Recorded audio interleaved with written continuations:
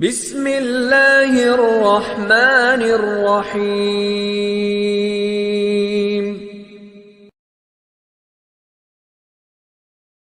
جو اذان کہے، جو اذان کہے، اور اذان کا معنی یہ ہے الاخبار بدخول وقت الصلاۃ، کہ مسلمانوں کو خبر دینا کہ اب نماز کا وقت جو ہے وہ داخل ہو گیا ہے، اب نماز جو ہے نماز کا وقت داخل ہو گیا ہے۔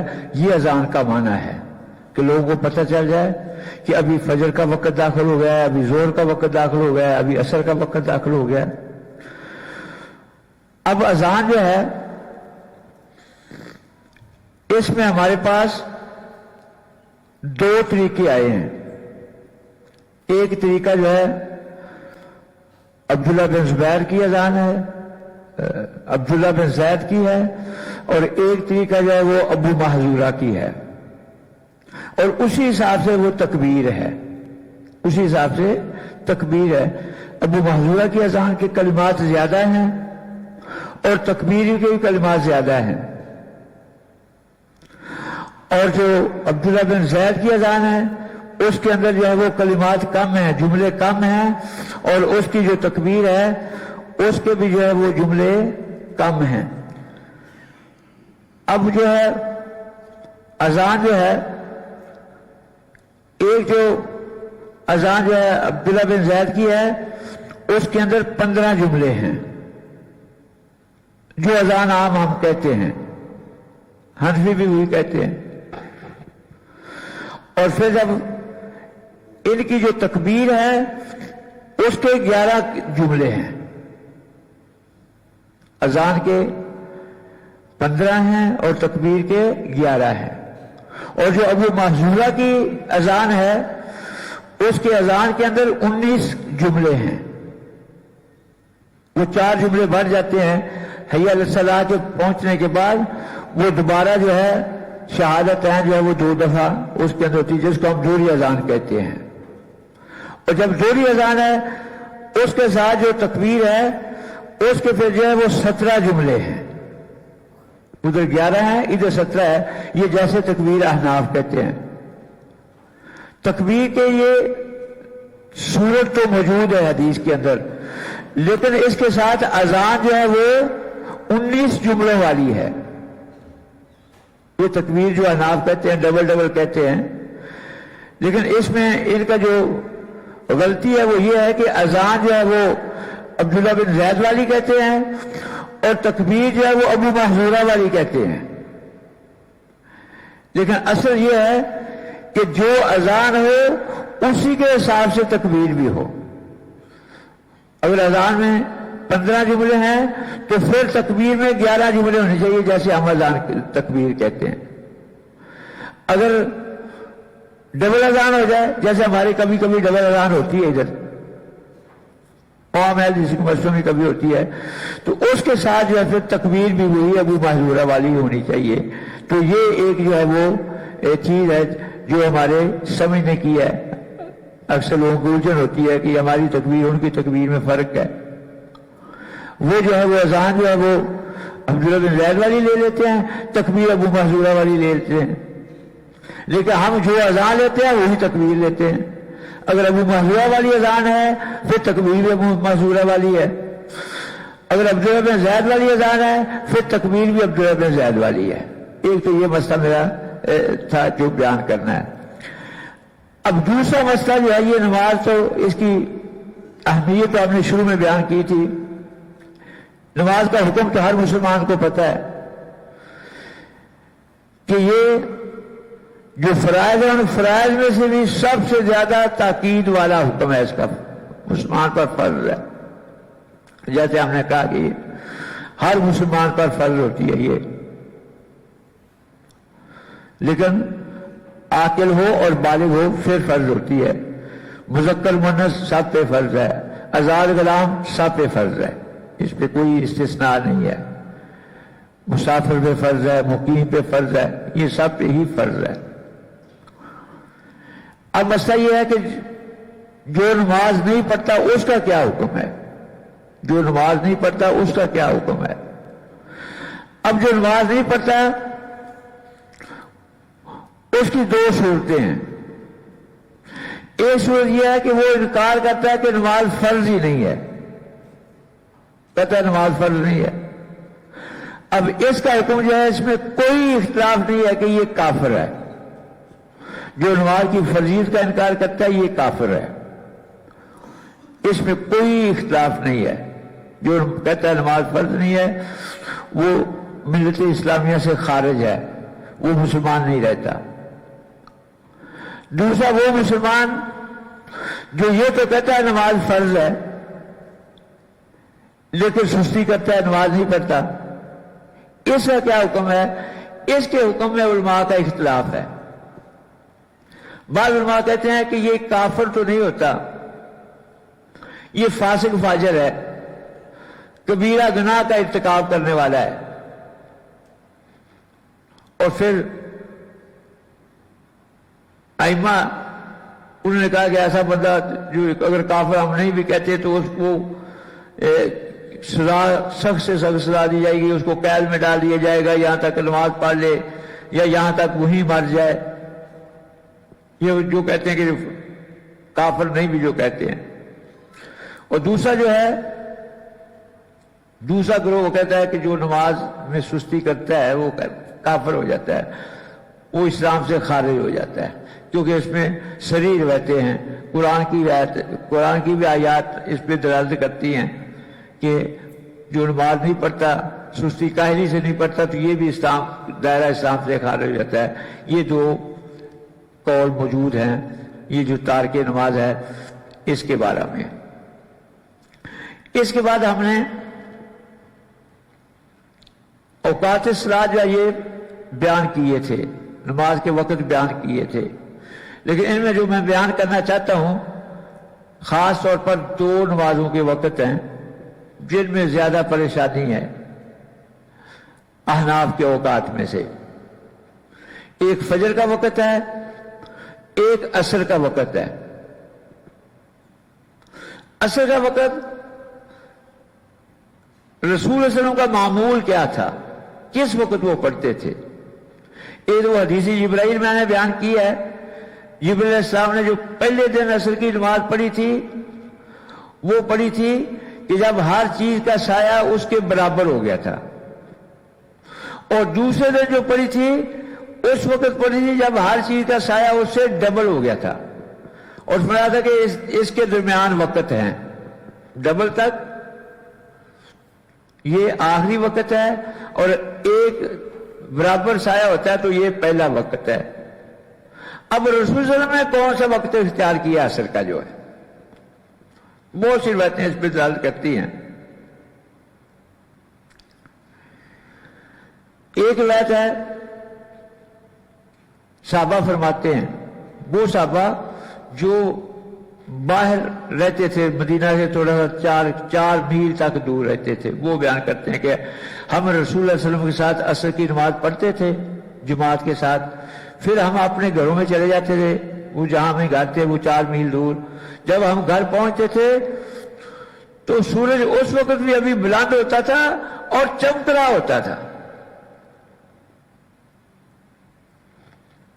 ایک دوسری روایت جو اس میں آتی ہے، یہاں سے ہم اندازہ لگا سکتے ہیں کہ رسول صلی اللہ علیہ وسلم نماز کب پڑھتے تھے.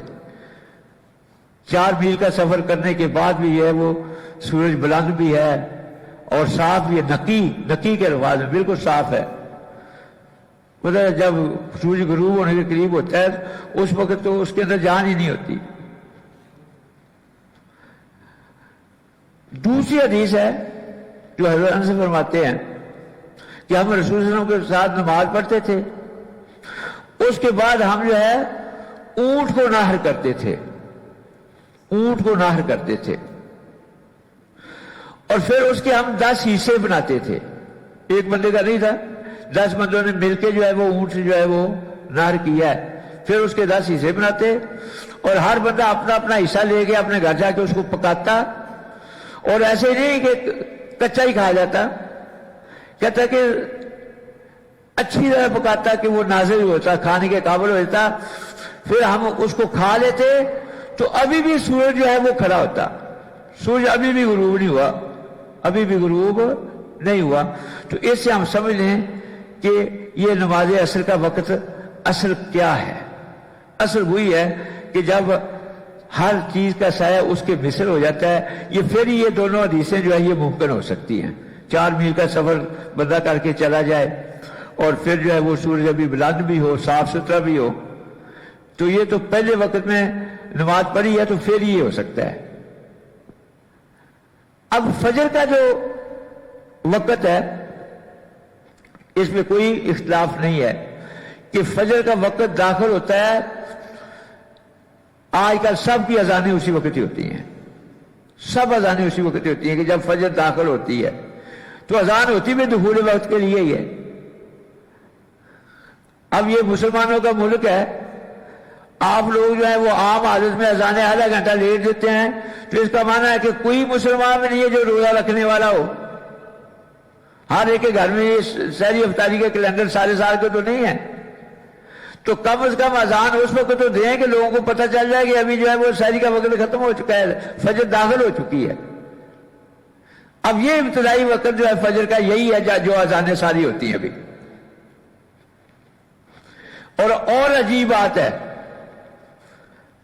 کہتے ہیں کہ فجر کا آخری وقت افضل ہے. اب آج کل ان کی نمازیں دیکھو, آج کل ہم سے بھی پہلے ہے.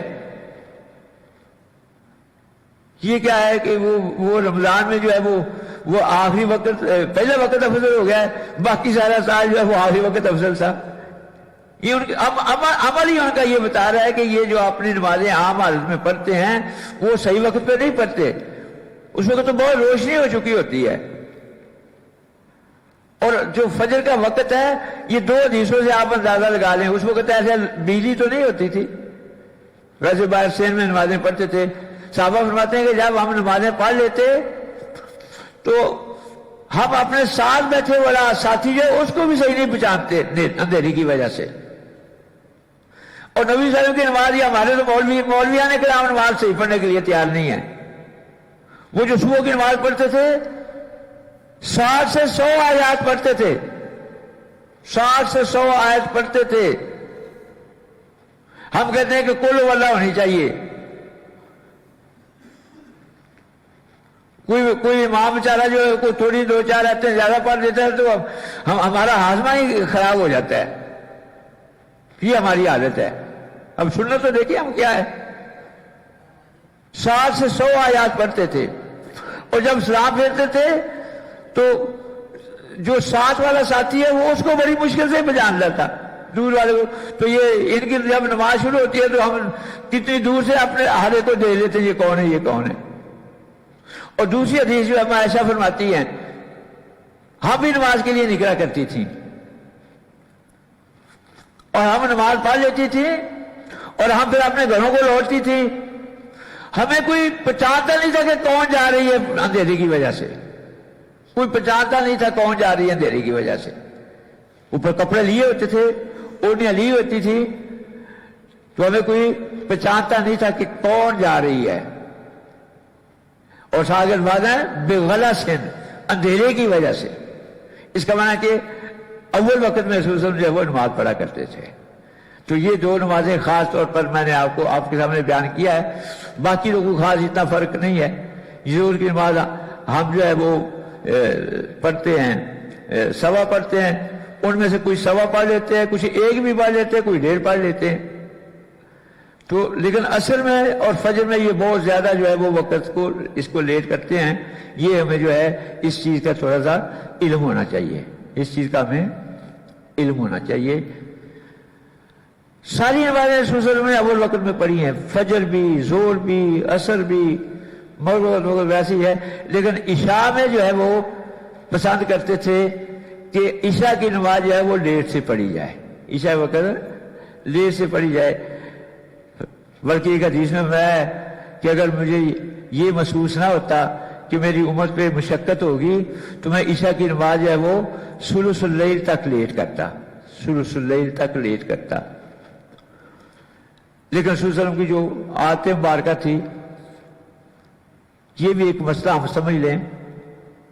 یہ جو نماز پڑھنی پڑھانی ہے نا, یہ مقتدیوں کا کام نہیں ہے ادھر پہ جو ہے سوا ہوئے کھڑے ہو گئے ابھی نماز ٹائم. یہ امام کا ہے. خاص طور پہ عشاء کی نماز دیکھیں, جب رسول صلی اللہ علیہ وسلم دیکھتے کہ سارے نمازی آ گئے ہیں, نماز جلدی پڑھ لیتے. جب دیکھتے کہ ابھی کچھ ساتھی رہ گیا ہے, لیٹ کر لیتے. یعنی کہ یہ کام امام کا ہے, یہ مفتیوں کا نہیں ہے. امام اگر ایک دو منٹ لیٹ ہو جاتا ہے تو قیامت قائم ہو جاتی ہے. یا ان بیٹھے ہونے میں بیٹھے ہوئے ہیں جو وہی بھاگ جائے آگے کو کوئی نہ کوئی, چلو ابھی نماز پڑھو. امام کی کوئی شریعت نے اہمیت رکھی ہے, جو امام کا مقام شریعت نے رکھا ہے, ہمیں وہ مقام اس کو دینا چاہیے. جس کو ہم نے امام بنا لیا ہے, بس پھر اب جو ہے سمن متا اس کی ہونی چاہیے. اب پھر اس کی مرضی چلنی چاہیے, اس کے مطابق کام ہونا چاہیے. تو آج یہیں پہ اتفاق کرتا ہوں. ایک بات اور مسئلہ ہے, عشاء کے بعد, عشاء کی نماز پڑھنے کے بعد جس چیز کا خیال کرنا چاہیے وہ یہ ہے کہ بندے کو عشاء کی نماز سے پہلے سونا نہیں چاہیے. اگر عشاء کے پہلے کوئی سو گیا, اس کا معنی ہے کہ اس کی نماز گئی.